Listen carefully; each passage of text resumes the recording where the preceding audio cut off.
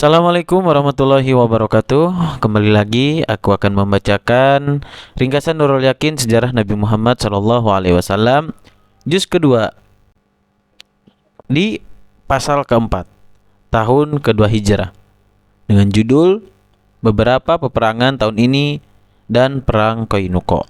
Poin yang pertama, dalam tahun kedua Hijrah terjadilah perang Wadan, perang Buat, perang Usyairah, Badar pertama, perang dan Qorqoratul Qadar.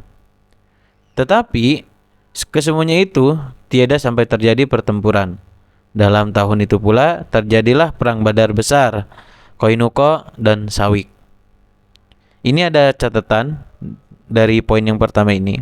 Yang pertama, Wadan tadi adalah satu daerah antara Mekah dan Madinah. Rasulullah keluar ke daerah itu dengan 60 orang lelaki untuk menyerbu kafilah orang-orang Quraisy, tetapi tiada menjumpainya. Terus ada Buat. Nah, Buat ini adalah gunung yang mengarah ke Yanbus. Suatu ketika Rasulullah berangkat ke sana dengan 100 orang tentara berkuda untuk menyerbu kafilah Quraisy, tetapi tiada menjumpainya pula. Yang ketiga ada Usyairah. Usyairah ini adalah suatu jurang dekat Yanbus. Rasulullah berangkat ke sana beserta 250 orang tentara berkuda untuk menyerbu kafilah orang-orang Quraisy. Catatan yang keempat, Badar adalah sebuah tempat air antara Mekah dan Madinah. Perang Badar dinamai juga Perang Safwan. Catatan yang kelima, Qorqoratul Qadar, sebuah tempat dekat kota Madinah. Catatan yang keenam, Sawik. Nah, ini makanan lunak yang dibuat daripada tepung syair dan gandum yang halus.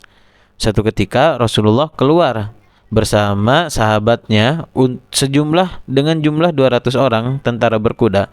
Ketika orang-orang musyrik mendengar dan mengetahuinya bahwa Rasulullah berangkat keluar untuk memerangi mereka, larilah mereka itu semuanya. Perang itu disebut Perang Sawik sebab ketika Rasulullah menyerbu mereka, lalu mereka bersama-sama lari dengan meninggalkan makanannya, yaitu sawik. Maksudnya agar ringan beban mereka dalam melarikan diri. Masuk kita ke poin yang kedua, ada Qainuqa.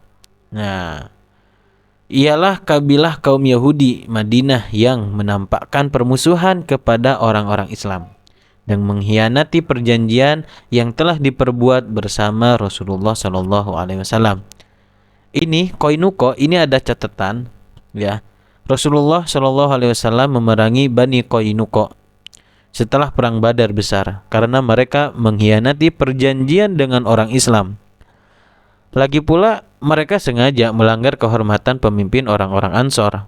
Maka Allah menurunkan ayatnya yang berbunyi, yang artinya, dan jika engkau takut akan hianatnya satu golongan, maka kembalikanlah perjanjian itu kepada mereka dengan adil.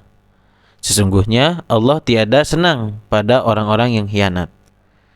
Kemudian Rasulullah mengumpulkan pemimpin-pemimpin mereka dan mengancam atas akibat pengkhianatan mereka. Ketika itu mereka menjawab dengan perkataan yang kasar. Maka Allah menurunkan ayat yang berbunyi, artinya, katakanlah, hai Muhammad, kepada orang-orang kafir, nanti kamu akan dikalahkan oleh orang-orang Islam dan akan dikumpulkan oleh Tuhan ke neraka Jahannam. Itulah tempat persediaan seburuk-buruknya. Sungguh bagi kamu adalah satu tanda dari dua golongan yang berperang, yaitu segolongan berperang pada jalan Allah, yaitu orang-orang Islam, dan yang golongan lagi kaum kafir. Orang Islam melihat orang kafir itu 2 kali lipat banyaknya menurut pandangan mata. Allah menguatkan pada siapa yang dikehendakinya dengan pertolongannya. Sesungguhnya dalam demikian itu ada teladan bagi orang-orang yang mempunyai pandangan. Di antara orang-orang munafik itu yang menunjukkan kecintaan kepada kaum Yahudi, kepala orang-orang munafik yaitu Abdullah bin Ubay berkata, aku ini seorang yang takut ditimpa bahaya.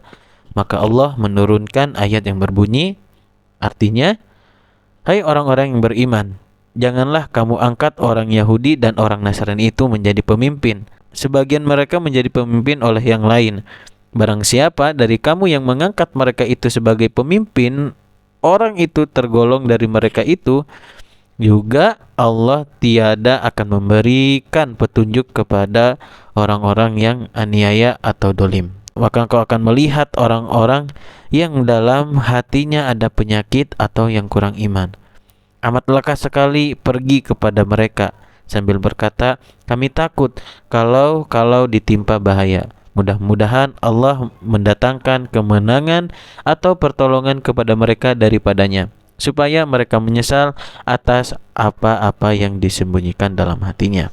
Poin yang ketiga, karena demikian mereka lalu dikepung oleh Rasulullah selama 15 malam hingga mereka merasa takut dan mereka itu menyerah.